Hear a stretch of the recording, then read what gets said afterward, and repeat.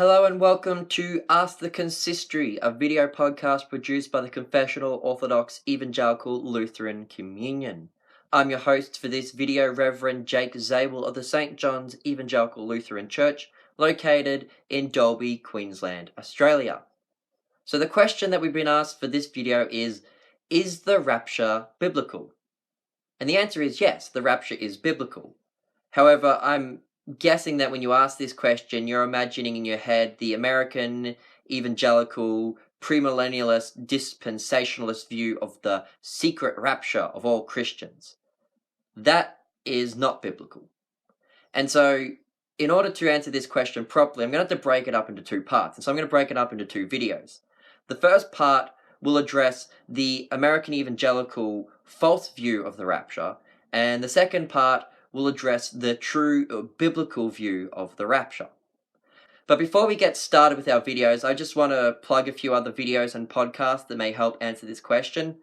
I have answered this question in my sermons on Matthew 24 and also Revelation 12, and I'll leave links to those in the description below. Also, in my Book of Concord lecture series that I'm doing, on the Apostles' Creed, I did address the question of the rapture when I looked at things like Christ coming to judge the living and the dead, and the resurrection of the dead, and life everlasting.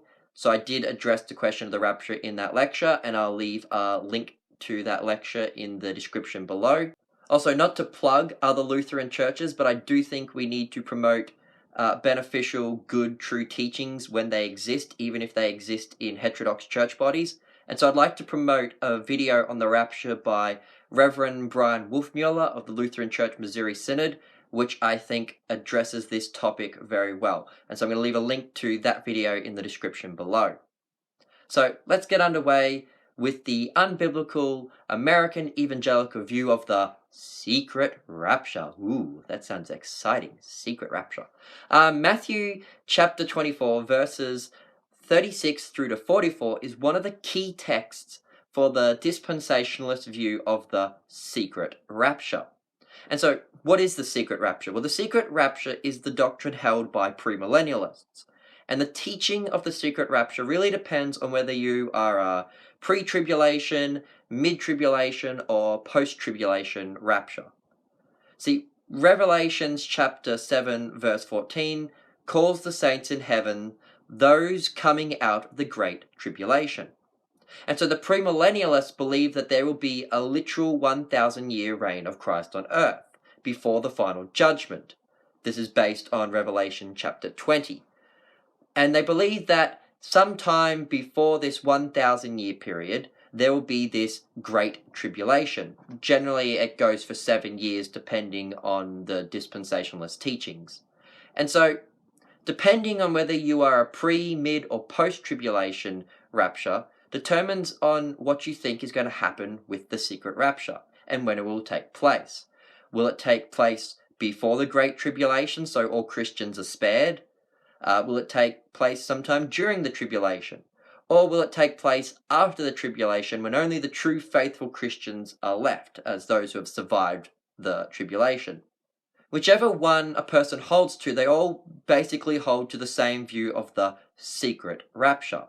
That sometime before the 1,000-year reign of Christ, the Christians will be secretly carried away into heaven, leaving all the unbelievers left below to suffer the final judgment. This is not the biblical view of the rapture. There are two other groups of theologians that there are when discussing the end times. There are the postmillennialists, such as the Anabaptists and the Jehovah's Witnesses, and then there are the amillennialists, which is the view held by Lutherans, Roman Catholics, basically the Eastern Orthodox, although some Eastern Orthodox do hold to premillennialism. So basically it's the view held by Lutherans and Catholics. And see, neither the postmillennialists or the amillennialists believe in a secret rapture of the Christians before the 1,000-year reign of Christ. The postmillennialists do believe in a literal 1,000-year reign of Christ, but they believe that this reign takes place in heaven and that it's basically a 1,000-year countdown before Christ's return. If I'm correct, the Jehovah's Witnesses believe that this 1,000 years started in 1914 with the outbreak of World War I. If that's not correct, somebody please correct me on that. As for us amillennialists, we believe that the 1,000 years mentioned in Revelation 20 is a symbolic number referring to the period of time between the ascension and the return of Christ.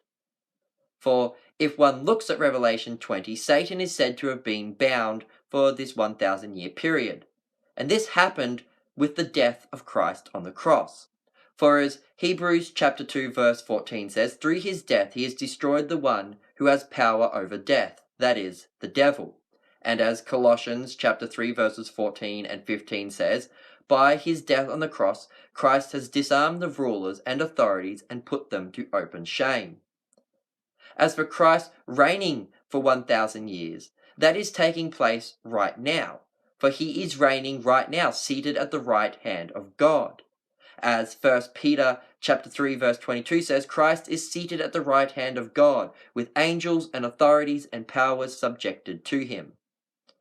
So the supposed 1,000 year reign of Christ is not a literal 1,000 year reign of Christ on earth, but is a reference to Christ reigning over us now at the right hand of God.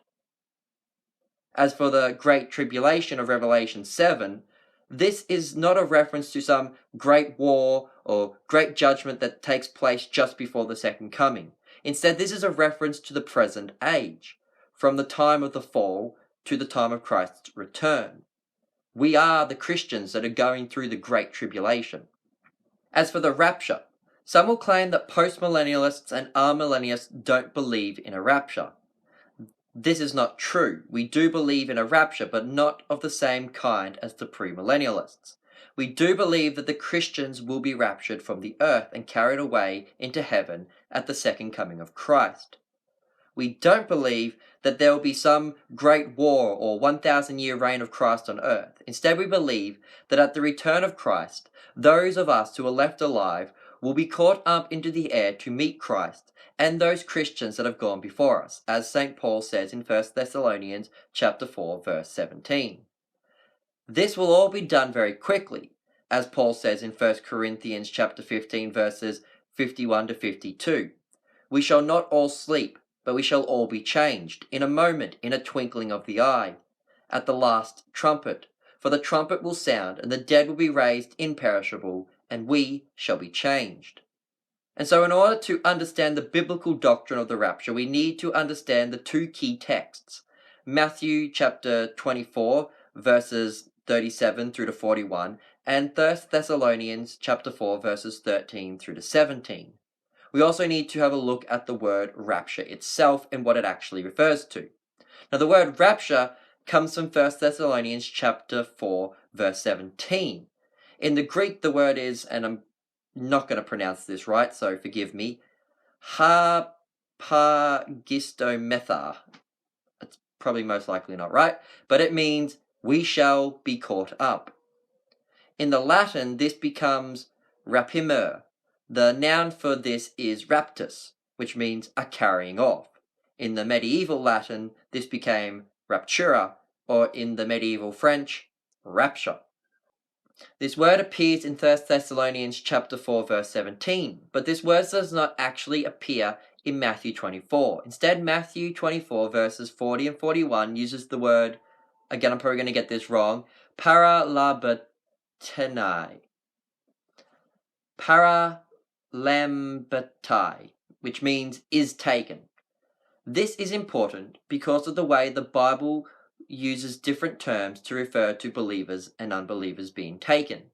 The word rapture appears in 1 Thessalonians 4:17 and is a reference to believers being caught up to heaven.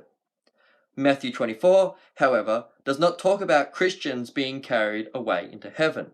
Instead, Jesus says that the coming of the Son of Man, it will be like the days of Noah's flood.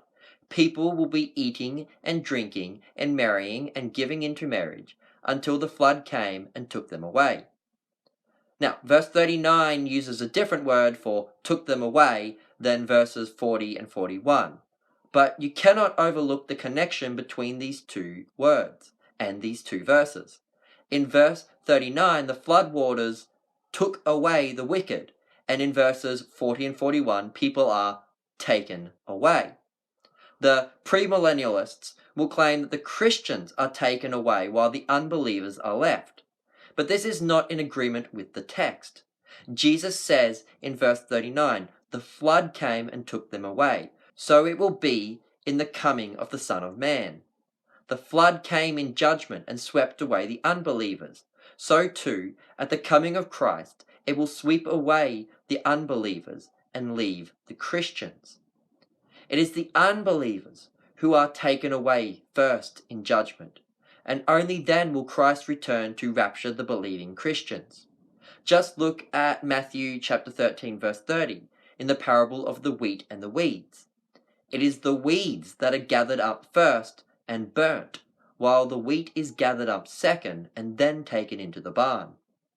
There will be a rapture of Christians from the earth, but this will take place after the unbelievers have been taken away and judged. There will not be some secret rapture of Christians before the second coming of Christ. Those taken away in Matthew 24 are not the righteous, but the unrighteous. To quote Reverend Bryan Wolfmueller of the Missouri Synod, "You do not want to be the one taken. The one taken is the one taken away in judgment." So this answers part one of the question, is the rapture biblical, by explaining that the American evangelical idea of the secret rapture is not biblical. If you'd like to get any of your questions answered by the consistory, you can email us at our email address, coelc-atc, so that's coelc-atc@hotmail.com. I hope you've enjoyed watching this video, and I hope you can join us again for part 2 of this video when I discuss the biblical view of the rapture. Thank you for watching, goodbye, and God bless.